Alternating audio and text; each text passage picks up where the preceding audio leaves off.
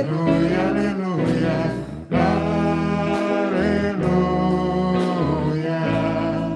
aleluia, aleluia, aleluia.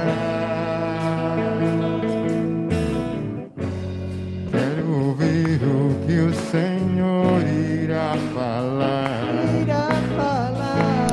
Tua palavra vai minha vida transformar. Luz para o meu caminho, verdade e vida.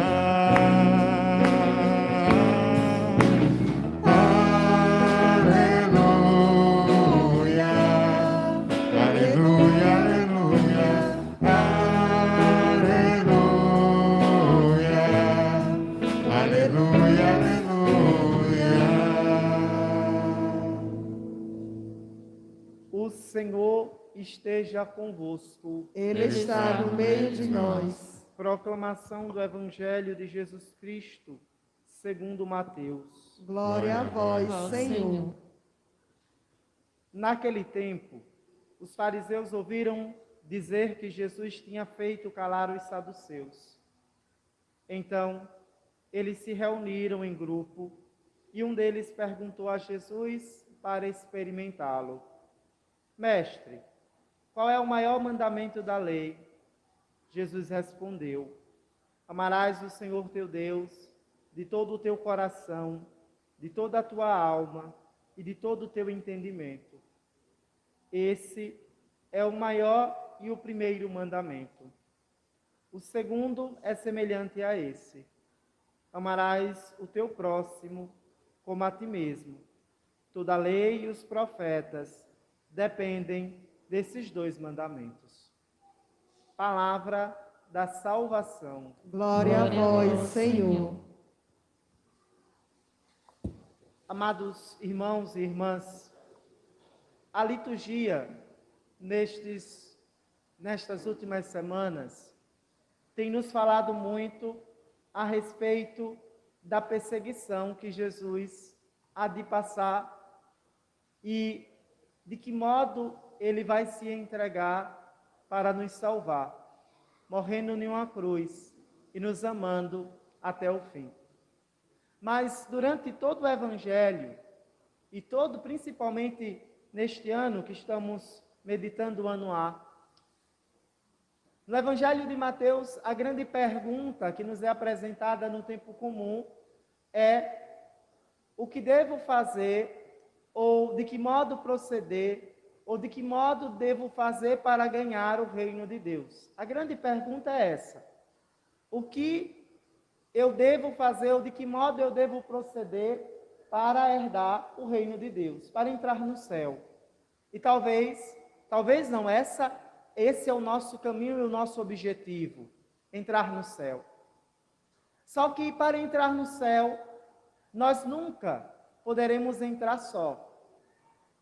Não se entra no céu sozinho, porque o céu, ele não é para pessoas egoístas, mas o céu é para aquele que sai de si para amar o outro, daquele que vai ao encontro do outro e que vai ao encontro da miséria do outro, aquele que se compadece do outro, aquele que não oprime o outro. Talvez entender o reino de Deus como este lugar da acolhida seja um pouco difícil para nós, porque muitas vezes o Senhor nos acolhe não por merecimento próprio, mas por graça dele. Deus nos ama, e eu faço questão e falo constantemente para vocês nas nossas homilias, ele constantemente estende a mão para nos levantar, ele constantemente vem ao nosso encontro, ele constantemente nos dá uma chance e nos chama a voltar. Deus não desiste de nós. É por isso que o primeiro mandamento é esse: amarás o Senhor teu Deus com toda a tua força, com toda a tua alma e com todo o teu entendimento. Por quê? Nós devemos amar a Deus com toda a nossa força, com todo o nosso entendimento isto é, de um modo consciente de quem é Deus. Quem é Deus? Deus é aquele que me ama, aquele que cuida de mim, aquele que em nenhum momento vira as costas para mim, do contrário, muitas vezes eu volto as costas para Deus. Muitas vezes eu me afasto de Deus, mas Deus nunca se afasta de mim. Ele constantemente e insistentemente, Ele está batendo a porta do nosso coração e nos chamando. Eu acredito que nós já entendemos isso. E o segundo mandamento é o amar a Deus sobre todas as coisas. Ou melhor, o segundo é semelhante a esses: amarás o teu próximo como a ti mesmo. Ouvindo deste modo e nesta síntese de que Jesus está falando, para nós é muito claro aquilo que Jesus está falando, ainda que muitas vezes, na maioria das vezes, não coloquemos em prática. Mas nós sabemos que a síntese de todos os mandamentos é esse. Mas para os judeus era ainda muito mais complexo, porque os judeus multiplicaram o decálogo, aqueles mandamentos, os 10 mandamentos que foi entregue a Moisés no monte.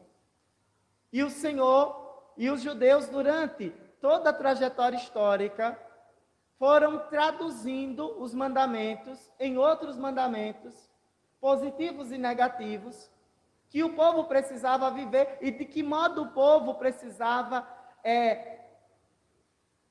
se comportar na sua postura de vida para que pudesse entrar no céu.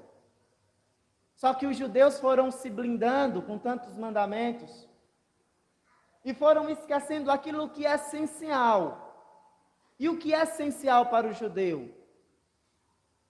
Cuidar, amar a Deus, cultuar o único Deus de Israel, adorar o único Deus de Israel, mas a lembrar que este Deus, Ele se compadece do seu povo escolhido.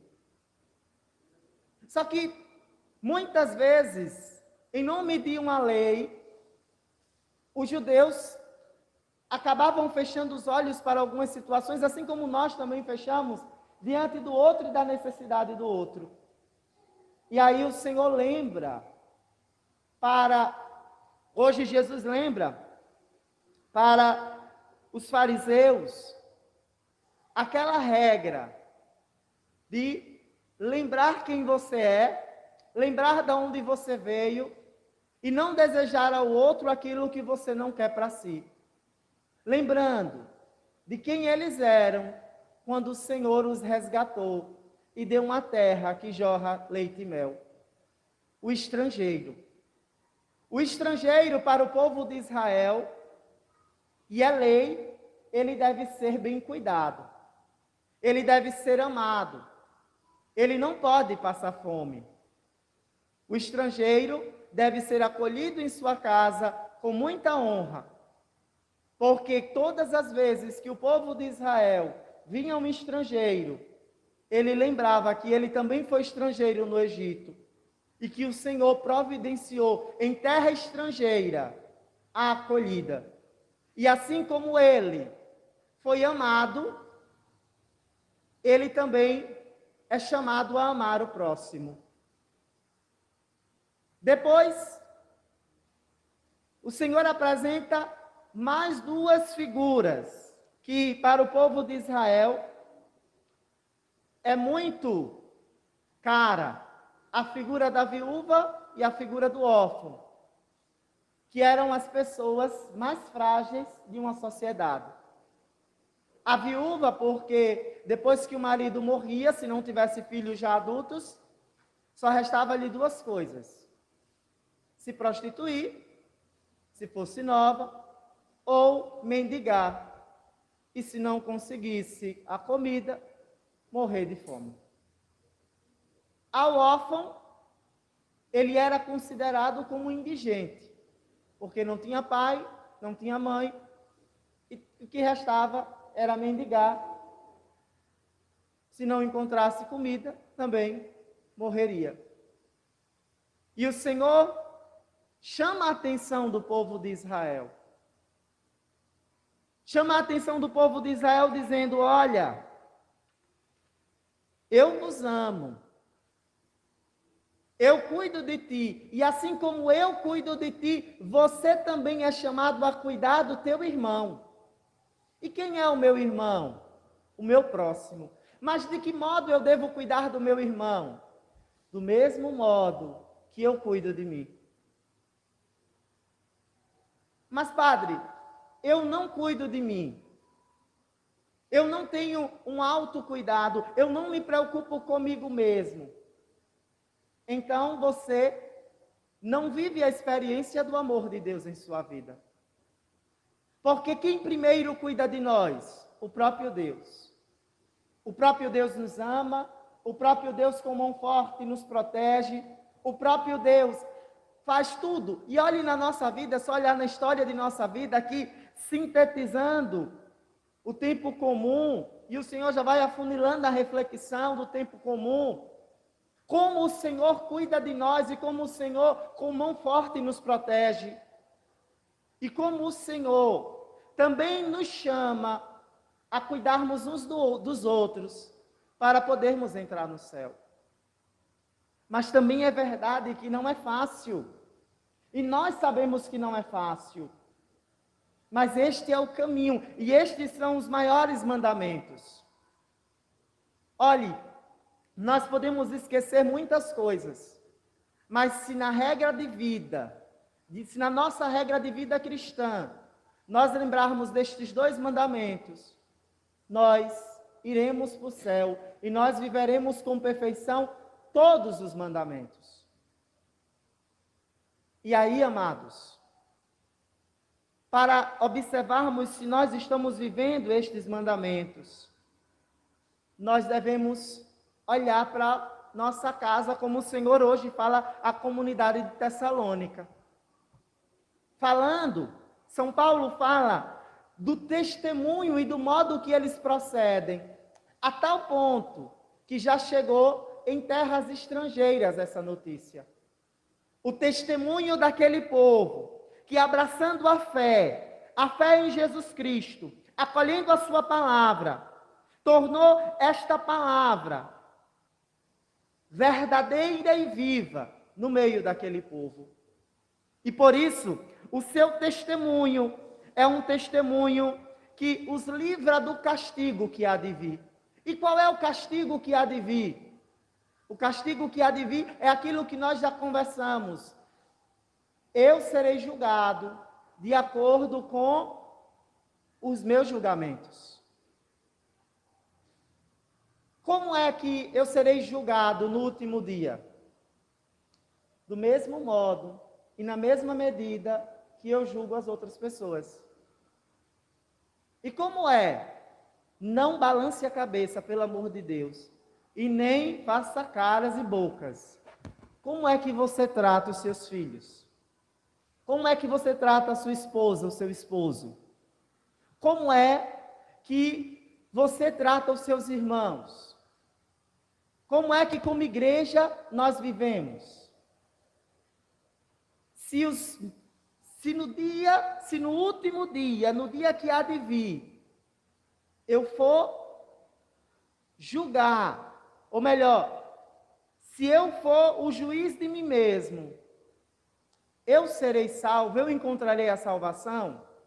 Eu faço essa grande interrogação para que a gente entenda aqui, amados, de que o que permite que nos aproximemos de Deus é a liberdade que nós damos ao nosso coração de nos permitirmos ser amados.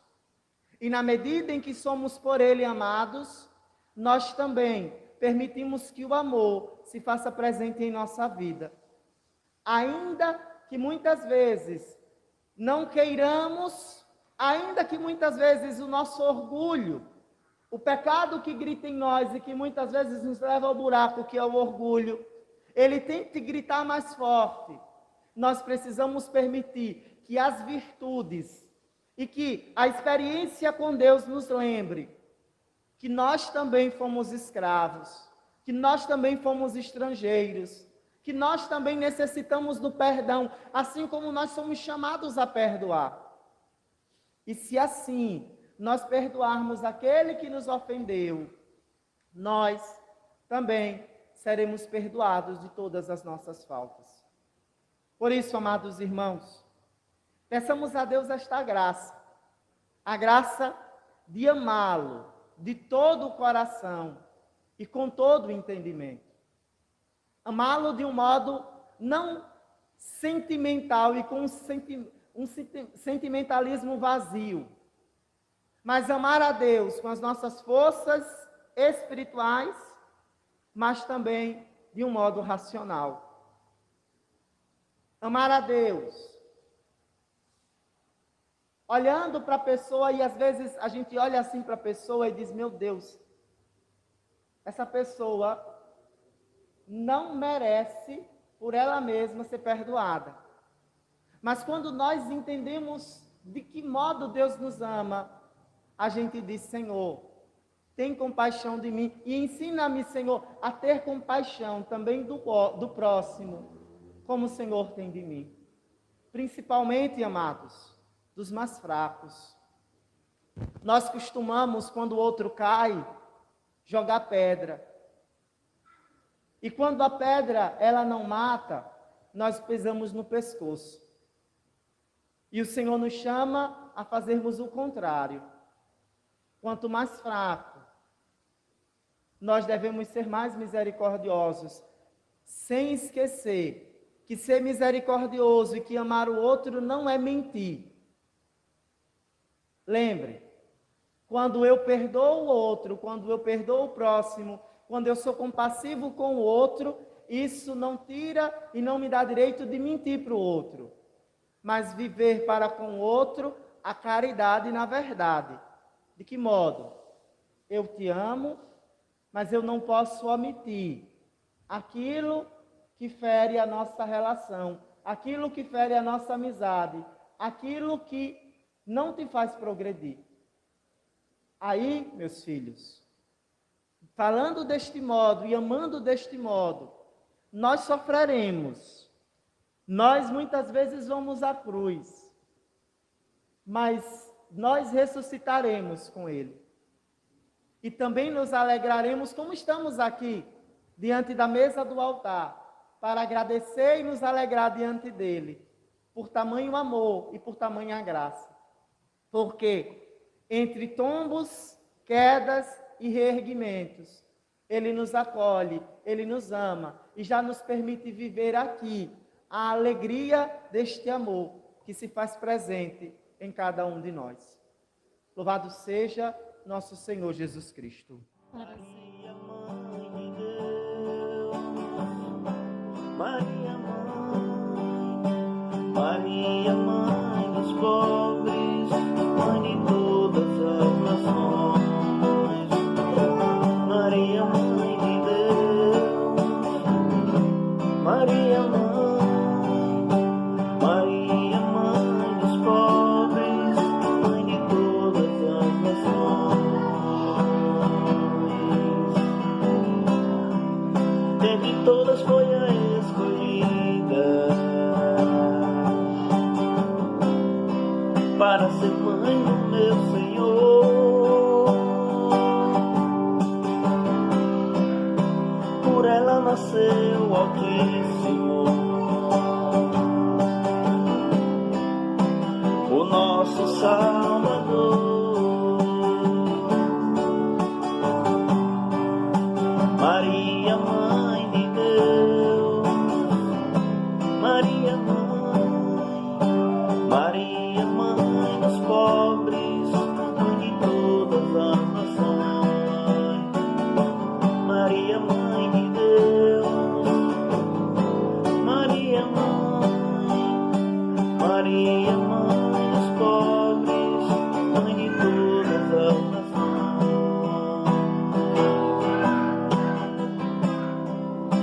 Maria, protetora, defensora da paz, protege as famílias e abençoa